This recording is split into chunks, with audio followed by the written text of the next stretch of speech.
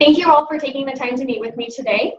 I brought you here to talk about two things. The first are the remarkable organizations that we do business with every day. And the second are the patients that we work to protect, like you, please.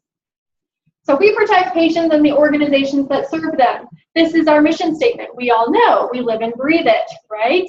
And not just at work. You should see John's social media page. It's everywhere. It's all over his life, right? It's all over mine as well. So as Director of Operations, I see the horrible, horrible things that happen in healthcare every single day in every state. And including the people in this room today with me, there is not a single person I know that knows more about healthcare fraud and what that looks like in which state and when than me, right? And I live and breathe this statement as well because I protect patients and the organizations that serve them.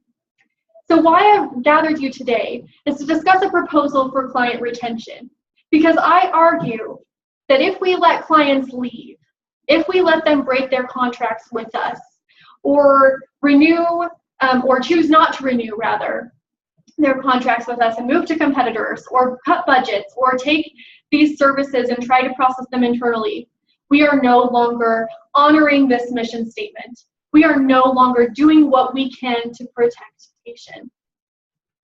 And so let me explain that a little bit more. We know that our competitors, they have gaps. They do what's minimally required, right? And we also know that states don't always do the very best they could in making this information available to organizations, right? So if our customers do this internally, their patients are also at risk, right? Great. Well, let me tell you a story. As a child, I was the blanket child, right? Every child has their thing that they're very attached to. For me, it was a blanket. I was so attached to my blanket, and to the point where my mother had to go to extreme measures to even wash the thing. It probably carried the plague. Anyways, I remember a day once I was about 4 years old, and my mom wanted to wash my blanket, and I was not having it. So I'm holding on so tight. You know, you can't take it. I'm sobbing. It's all very dramatic, right? Probably watching Little Mermaid at the same time, just very intense. And there's my mom saying, it must be washed. I cannot bring the plague into my home, right? She's pulling and I'm pulling. And my blanket tears right down the middle.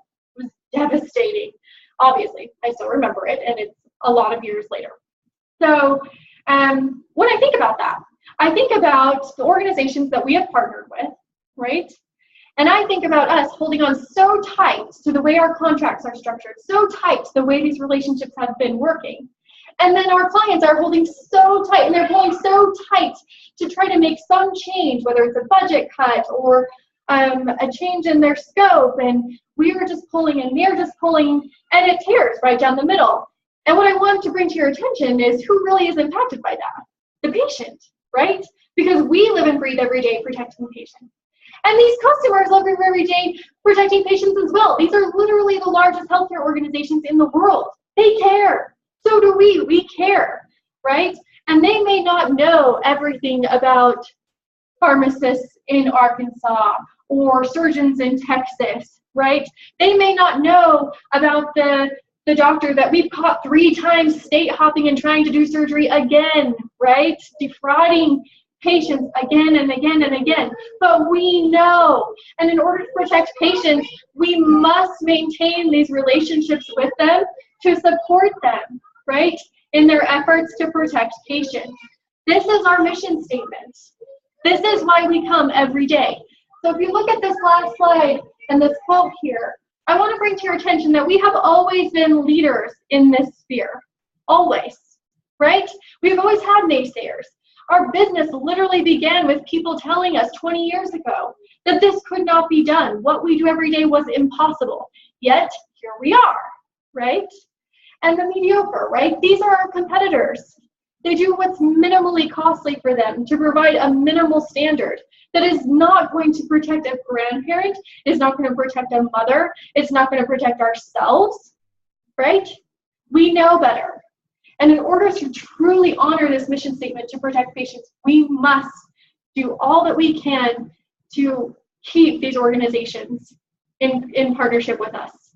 So what I've outlined for you, and you all have copies of the slides, right, are some parameters of clients that we need to really focus on. Because of course, we cannot make this effort for every client.